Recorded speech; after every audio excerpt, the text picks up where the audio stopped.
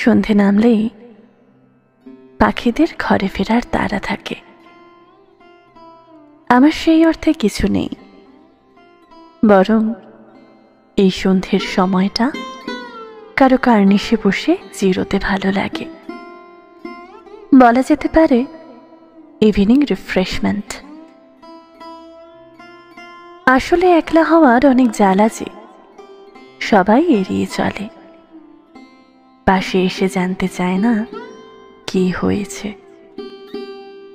অথচ সেই মারা গেলে এরাই ডিপ্রেশনের কারণ জহিয়ে প্যারাগ্রাফের পর প্যারাগ্রাফ অবলীলায় নামিয়ে দেবে। নিজেকে উপলব্ধি করার জন্য একা থাকার প্রয়োজন।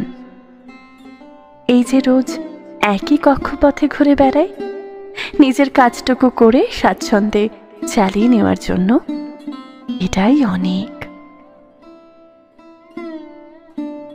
ওভারের তারগুলোর ওপর বসে গোটা শহরটাকে যখন ভেস্তে দেখি, মনে হয় একটা উন্মুক্ত আত্মাকে কেউ নামা বলি পড়াচ্ছে।